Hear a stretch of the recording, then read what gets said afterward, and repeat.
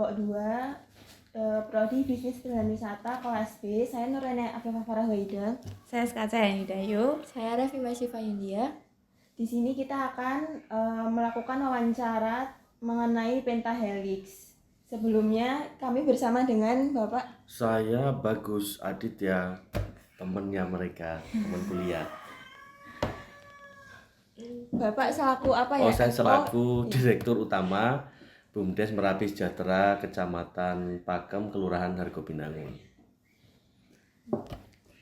Oke, baik Pak. Untuk yang pertama, mungkin tentang Kampung Mahoni dulu Pak. Ya. Kampung Mahoni itu untuk pertama kali itu berdiri karena apa dan kapan? Wah, ini panjang. Jadi kita sebelum menjawab itu kita cerita sedikit tentang filosofinya ya berarti ya. Jadi beberapa tahun belakangan fungsi badan usaha milik desa itu kan akan ditingkatkan. Kemudian salah satu aktivitas utama dari badan usaha milik desa, kalau di Jogja karena kita tunduk pada undang-undang keistimewaan, namanya adalah badan usaha milik kalurahan atau BUMKAL. Nah, salah satu fungsi utama dari BUMKAL adalah melakukan optimalisasi seluruh aset-aset yang dimiliki oleh desa, baik yang berupa aset tetap, dalam hal ini kalau dari sisi akuntansi itu adalah tanah, kemudian kendaraan, kemudian aset tetap lainnya, maupun aset lancar yang berupa kas, berupa persediaan kalau ada, yang harus dikelola dengan optimal secara profesional untuk kesejahteraan rakyat.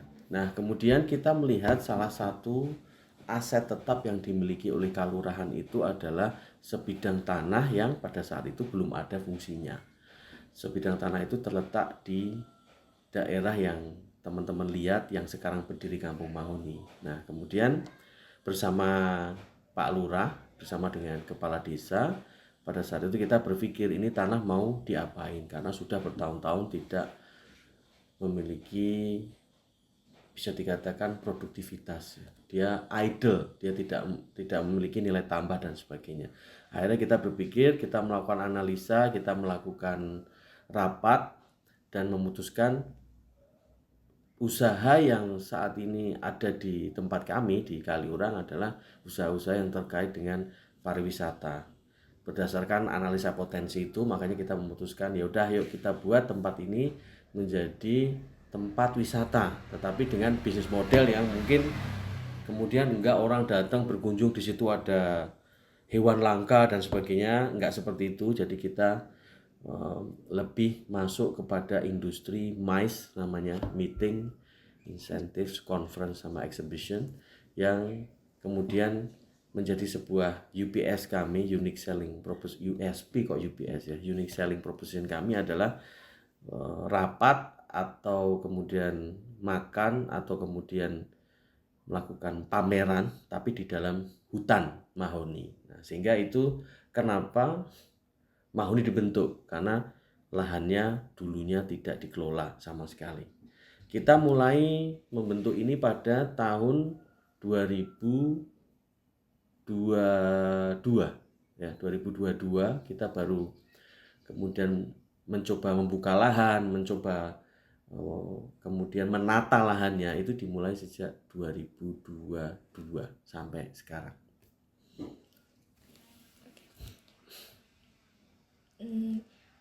Tentu saja kalau sebuah destinasi itu biasanya bekerja sama dengan beberapa ini ya Pak, berkolaborasi dengan beberapa stakeholder gitu. Nah, untuk kolaborasi dengan akademisi itu bentuknya seperti apa dan berkolaborasi dengan siapa? Banyak, kita pernah ya, ini dalam konteks pentahelix ya. Salah satu pihaknya itu kan berarti akademisi. Kita pernah menjadi lokasi untuk pengabdian masyarakat dari UIN. Kita pernah juga. Bentuknya adalah pada saat kita masih di tahap-tahap awal pembentukan Kampung Mahoni, kita tentu saja membutuhkan tambahan SDM untuk melakukan pembersihan, untuk melakukan landscaping dan lain-lain. Nah, pada saat itu ada sekitar mungkin 20-30 mahasiswa dari UIN masuk ke kami membantu melakukan pembersihan dan landscaping. Terus ada juga kerjasama dengan ISI itu apa ya sekarang? ISI lah ya.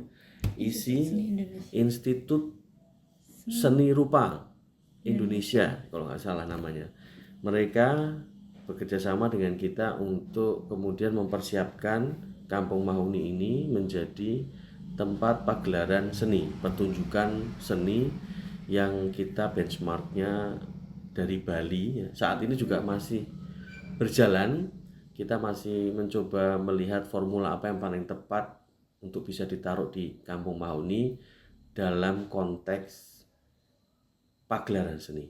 Kemudian di universitas lain itu apalagi ya, saya ingat dulu. Paling dekat itu sih, yang paling konkret hanya 2 itu. Ya. Kalau untuk kolaborasi bersama ISI tadi Saya sebentar, ada. Waktu itu dari UGM juga, dari kalian. Tapi saya minta untuk melakukan mapping ya. Waktu itu mapping tentang potensi bisnis yang ada di sekitar Kampung Mahoni dan Kampung Mahoni sendiri. Tapi sampai sekarang juga nggak keluar mapping.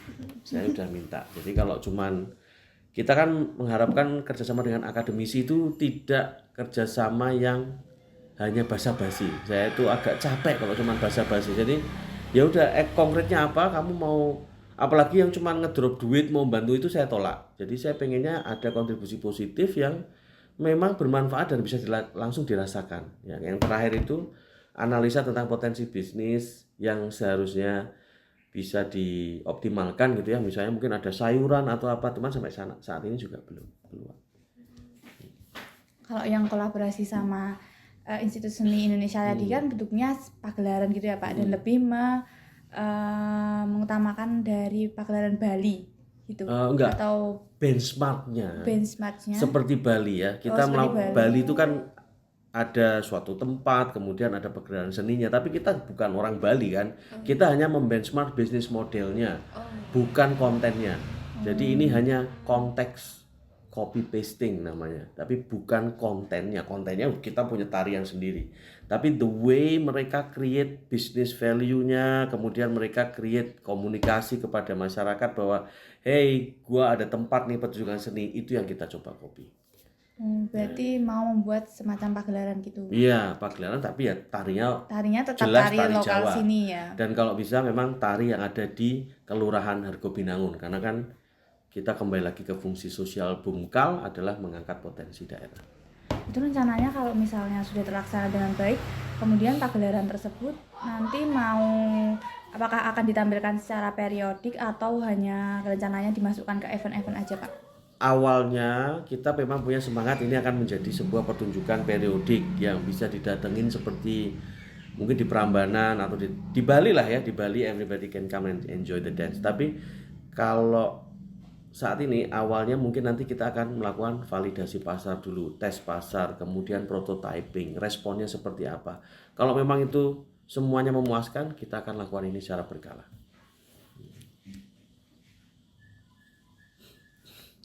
Selanjutnya kalau kerjasama dengan bisnis atau pengusaha itu sendiri tuh udah bekerja sama dengan apa Pak? Kalau kita even sekretaris saya atau ya saya anggapnya dia wakil saya itu juga pengusaha wisata jeep dan dia sekarang bertanggung jawab terhadap sisi operasional dari Kampung Mahoni, terutama dari marketingnya. Itu beliau adalah pengusaha yang kita kerjasama dengan dengan sangat dekat ya, sangat intensif karena beliau masuk dalam kepengurusan. Nah, untuk usaha-usaha yang tidak masuk ke dalam kepengurusan Bumkal, kita kerjasama dengan penyedia jeep yang lain. Kemudian kita juga berkolaborasi dengan penyedia ATV yang ada di sekitar Mahoni. Kita punya 22 unit, tetapi seringkali kita dapat order 50 unit, 60 unit. Jadi kita terus terang harus bekerja sama dengan pengusaha lainnya untuk bisa menyediakan unit ATV yang diminta.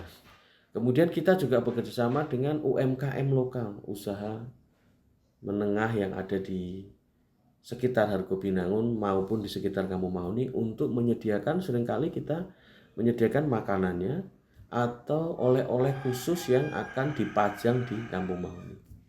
Secara umum ya kita sudah bekerja sama dengan banyak sekali usaha-usaha yang memang membantu operasional kita, baik UMKM maupun yang sudah besar sekali.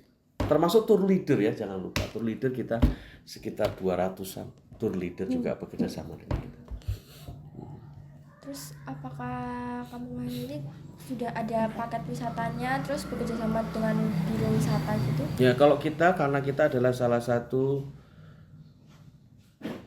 objek kunjungannya, jadi saat ini kita belum punya, di Kampung Mahoni ada paket wisata yang kalau dari pertanyaan jenengan saya berasumsi paket wisata yang lebih komplit gitu ya. Kalau di kita hanya paket wisata jeep, paket wisata ATV, paket wisata UMKM itu ada. Tapi kalau paket wisata secara general yang lebih besar kita masih memformulasikannya. Kalau untuk tadi kan pada awalnya image dibangunnya Kampung Mahoni ini buat MICE ya Pak. Nah itu terus dengan adanya Jeep ini, apakah kemudian Kampung Mahoni ini mengembangkan special interest lain yaitu adventure? Jadi nanti fokusnya ada MICE sama adventure, apakah benar gitu? Ya itu bisa dikatakan seperti itu, tapi sebenarnya bisnis itu kan fleksibel ya. We don't have to follow a certain rule about how to play it, how to run it, nggak harus kayak gitu. Jadi misalnya MICE, tiba-tiba di tengah rapat ada jeepnya masuk, kita jalan untuk refreshing, kan itu juga nggak masalah. Tidak harus kita kemudian mengkotak-kotakkan ini adalah MICE dan wisata atau adventure dan MICE atau apa, enggak. Jadi kita ya basicnya adalah MICE, tapi rapatnya itu ada jeepnya gitu. Jadi tidak terus kemudian dipisah-pisahkan, tapi MICE-nya punya Kampung Mahoni itu flavornya yang membedakan kita sama orang lain ya itu. Jadi kadang-kadang di atas ATV pun bisa rapat gitu. Jadi kan kita nggak bisa ngomong, ini kombinasi antara adventure dan MICE, enggak. This is only MICE, tapi MICE-nya rasanya beda. Tiba-tiba rapatnya nanti di tengah batu-batuan sama air terjun. Tapi kan itu bagian dari MICE ya. Meeting while adventuring. Tapi tidak kita pisahkan bahwa kita punya bisnis adventure, kita bisa punya, enggak, itu jadi nanti akan terkotak-kotakkan dan akan sulit mengintegrasikannya. Ya udah, kita MICE aja. Berarti new experience ya. Jadi dapat new experience yang baru. Betul.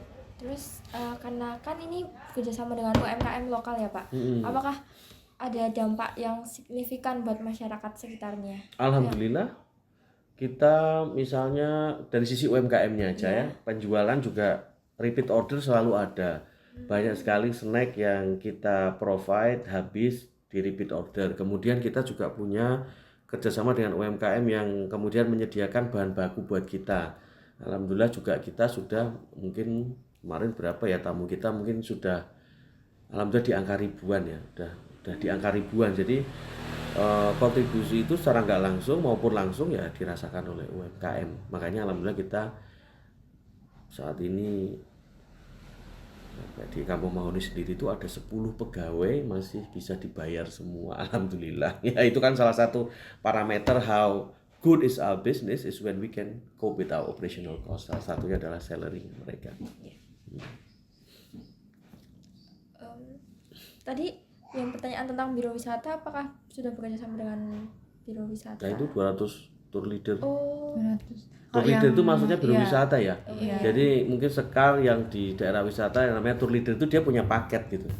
Paketnya A, B, C, D-nya ke Kampung Mahoni. Mau tanya buat UMKM lokalnya sendiri itu tuh kalau misal ada event yang diselenggarakan di Kampung Mahoni itu diikut sertakan nggak ya kayak ini yang HUT Hari Jadi Hargo Binangun?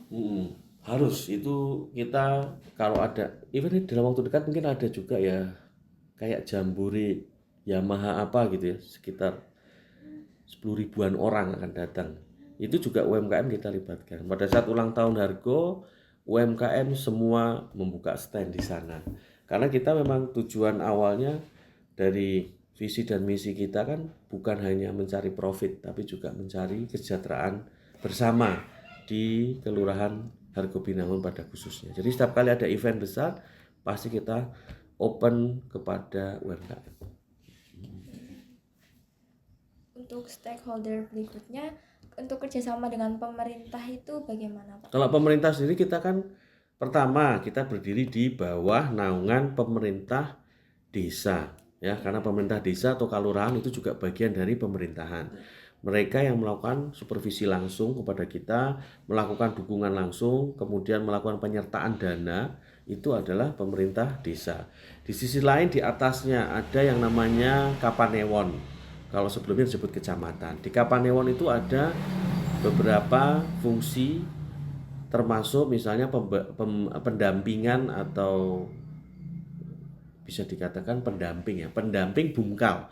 Itu kita juga berkoordinasi dengan mereka secara berkala untuk mereview misalnya apakah ada peraturan perundang-undangan baru yang harus kita sesuaikan, kemudian apakah ada ilmu-ilmu baru terkait penyusunan laporan keuangan yang terstandarisasi misalnya, itu kita juga bekerjasama dengan Kapanewon. Di sisi yang lebih atasnya lagi di kabupaten maupun provinsi banyak sekali pelatihan-pelatihan, banyak juga program-program yang mereka lakukan secara berkala.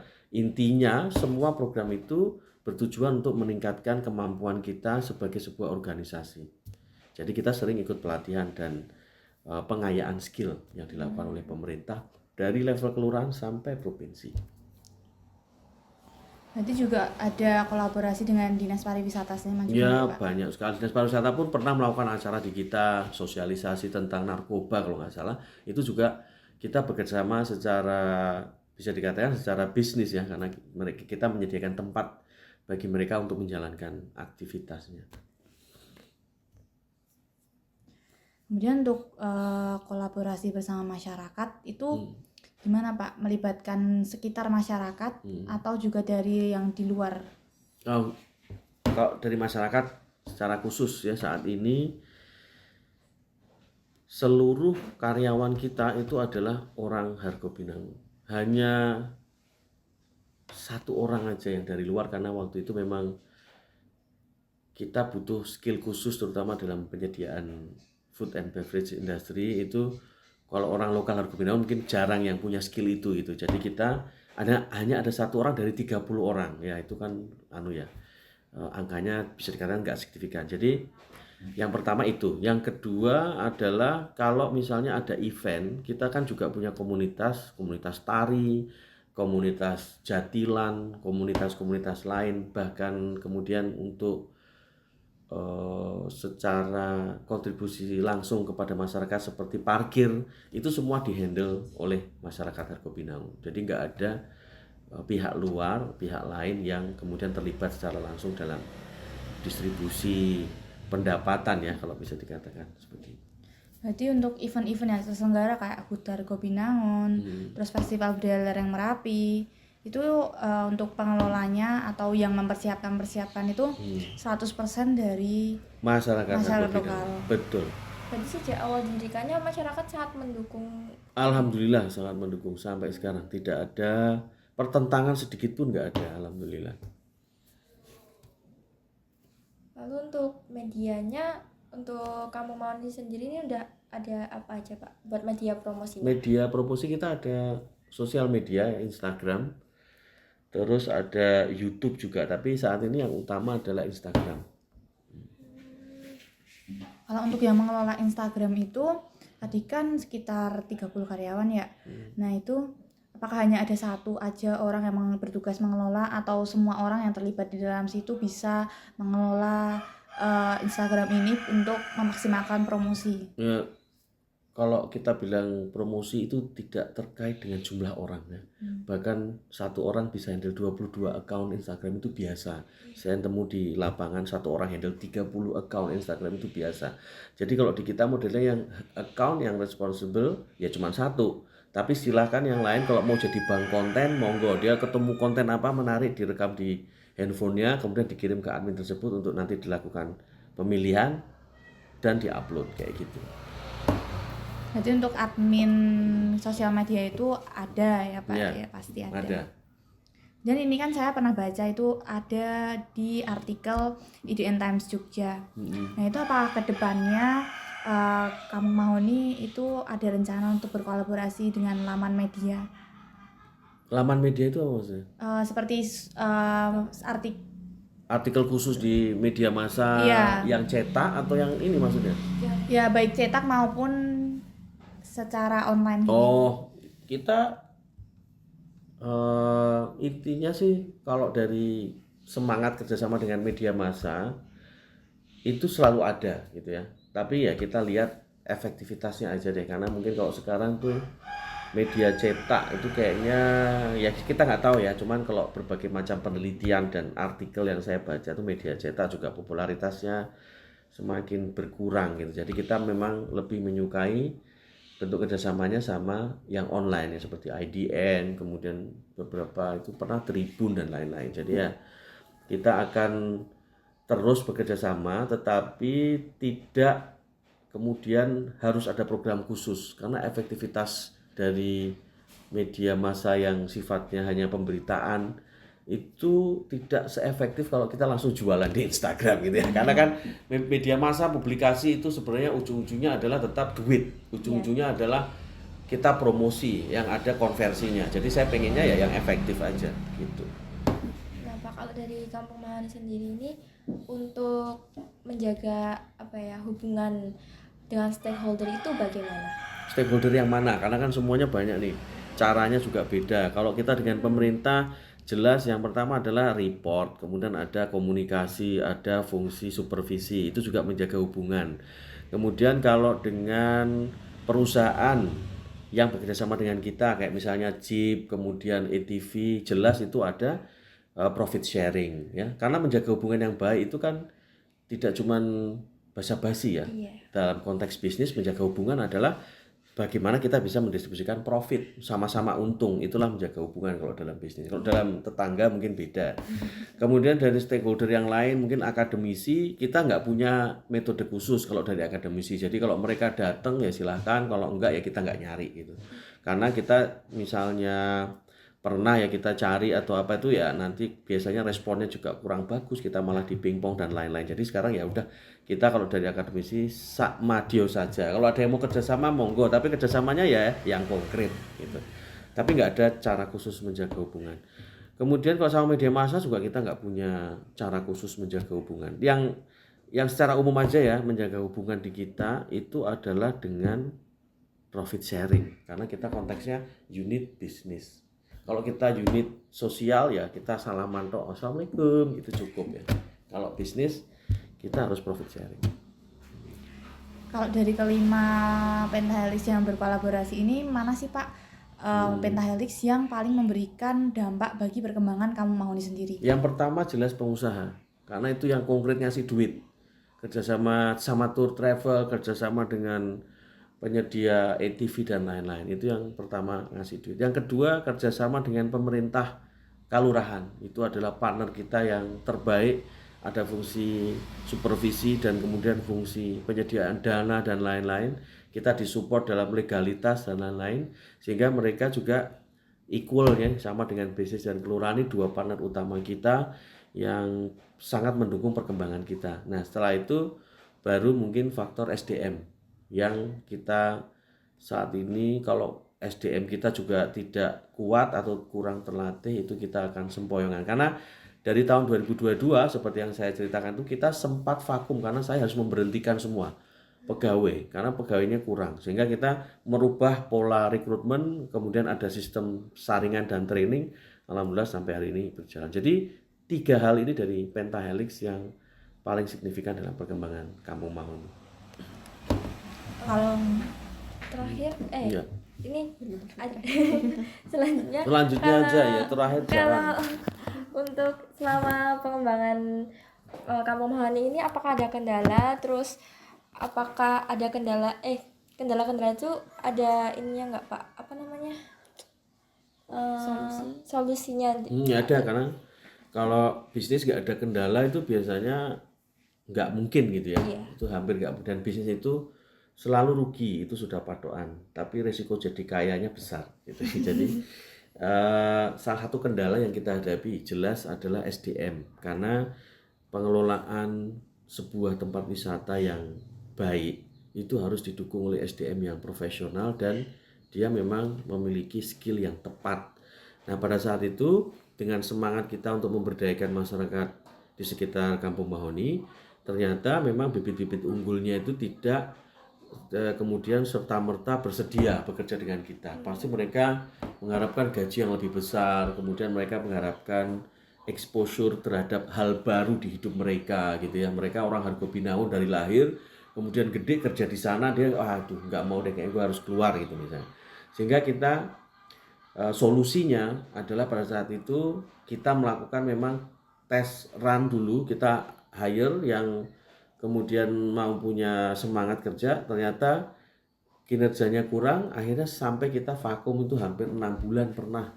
Kemudian membuat sebuah metode baru dalam rekrutmen berupa talent pool yang kita saring, kemudian kita lakukan training di setiap proses penyaringannya.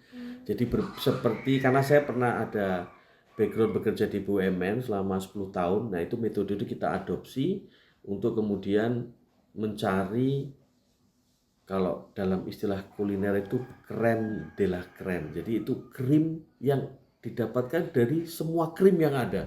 Benar-benar bibit yang memang sudah kita saring, peres, cekek, tendang.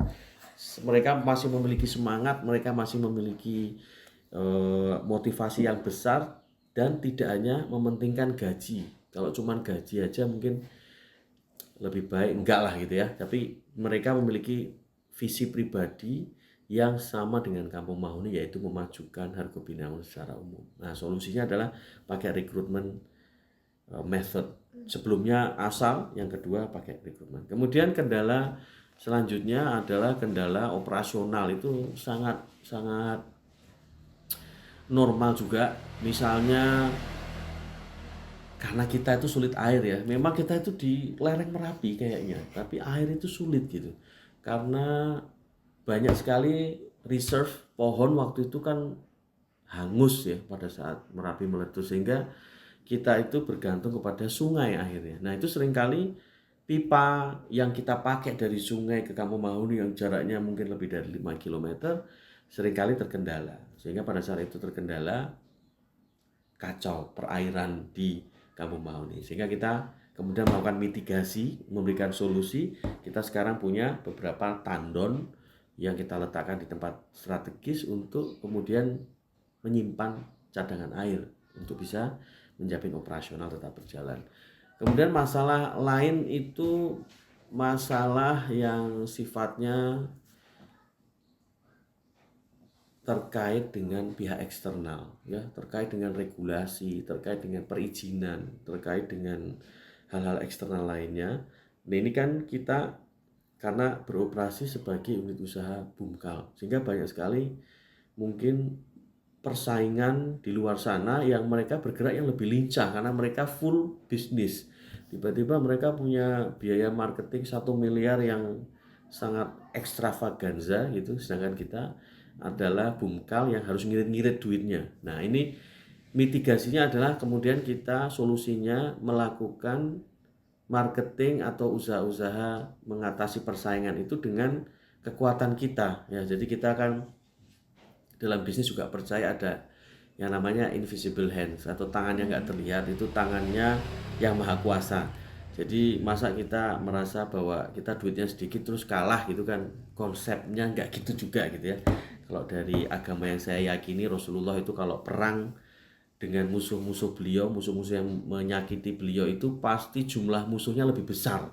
Ya udah, jadi kita kemudian melakukan namanya resource based analysis atau analisa sumber daya yang kita miliki, kemudian kita punyanya duit segitu, ya udah kita optimalkan. Alhamdulillah itu bisa menjadi solusi yang terbaik daripada harus nyari duit maksa untuk marketing jor-joran tapi belum tentu juga hasilnya efektif.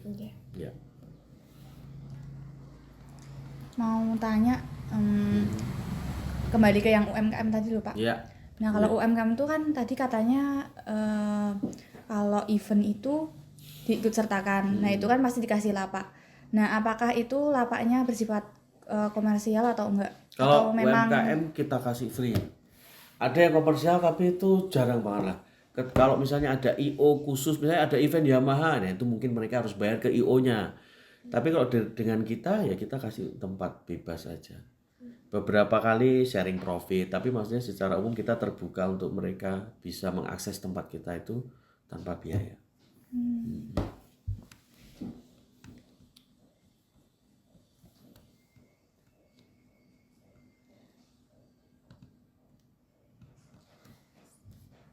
Pak izin bertanya untuk yang tadi dengan tour leader itu, Bapak bisa memberi contoh nggak satu apa ya Bisnis prosesnya atau apanya nih? bisnis prosesnya bisa sama satu itu apa?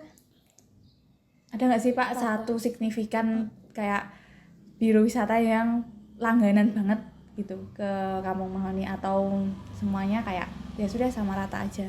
Oh ya ada karena jadi kan tadi ya bisnis prosesnya nih, bisnis prosesnya Kampung Mahoni itu bekerja sama dengan, karena kita kalau bisnis itu kan harus menganalisa duitnya di mana. Nggak bisa pakai shotgun strategy, semuanya ditembaki pakai shotgun lagi. Shotgun itu kan pelurunya nyebar. Jadi bisnis itu harus fokus di kekuatan kita. Nah, salah satu yang saat ini permintaan wisatanya terbesar dan masih berjalan itu adalah dari jeep ya di Kaliurang. Sehingga kita bekerja sama karena duitnya ada di situ, kita bekerja sama dengan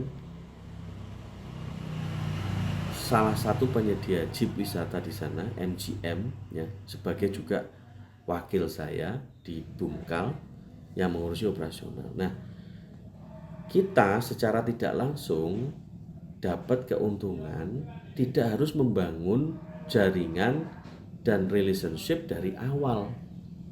Ya kan? Karena sudah nempel dengan jeep yang sudah settle selama bertahun-tahun di situ. Sehingga kalau ditanyakan ada nggak yang signifikan contohnya? Kalau saya harus nyebut nama, saya nggak bisa nyebutkan namanya, banyak banget dan namanya pasti selalu itu aja. Tapi kalau saya lihat, ya kalau saya harus nyebutin namanya Bungkal kita sama dari MGM, aku udah nyebutin ya MGM gitu. Nah, dari database yang ada di penyedia jeep tadi dari MGM itu mereka sudah punya langganan tetap yang berkali-kali datang. Dan itu tidak bisa disebut nama karena apa? Dalam wisata atau penyedia wisata kemudian dari tour leader itu tergantung nama pribadinya. Dia itu mau pindah ke PT A, B, C nggak masalah gitu. So I cannot give you the name kalau kamu nanyanya nama. Tapi kalau nanya apakah ada orang yang kemudian signifikan bolak-balik ke kita, ya jelas ada. Karena dalam wisata itu yang penting nama pribadinya. Supaya repeat order. Betul, dia bisa pindah ke semana-mana nggak masalah. Tapi dia akan kalau puas selalu ke kita. Makanya kita kerjasamanya sama tour leader saya bilang, bukan sama agen wisatanya. Karena bironya dia bisa pindah-pindah semau dia. Gitu. Jadi kita datang ke sana, kita kasih makan gratis, kita kasih kopi gratis, kita kasih fasilitas karaoke dan sebagainya. Seperti itu. Kalau wisatawan terbanyak yang pernah dibawa sama travel leadernya itu berapa Pak? Ya 500 pernah, 1000 pernah. Kalau terbanyak ya mungkin yang 1000 itu kali ya. Itu juga jeep gitu ya, mau nge-jeep? Macam-macam, ada outbound, ada jeep, nggak cuma semua jeep ya. Jadi ada yang outbound, ada yang jeep. Kalau misalnya akumulasi lagi, itu sekali datang ya. Kalau akumulasi lagi itu satu orang tuh bisa mungkin 3000 wisatawan ya pernah gitu. Tour leadernya mau dalam periode waktu yang berbeda ya. Jadi dia balik lagi.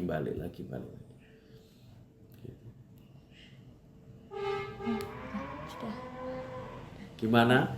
Ada lagi? Bisa. Durasinya.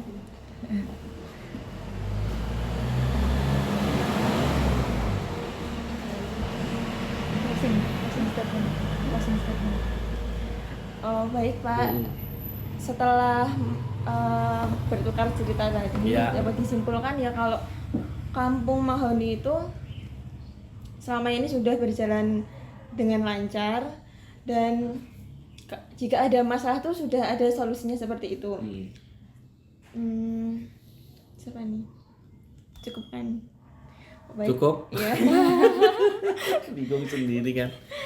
Dengan ini wawancara dengan Bapak Ya. kita cukupkan sampai sini aja ya Pak. Oke. Terima kasih sebelumnya sudah meluangkan waktu untuk tugas kita, tugas kelembagaan. Oke, siap. Mudah-mudahan cepat dan lulus saja ya. Amin. Matur nuwun saudaraku. Terima kasih Pak. Terima kasih Pak.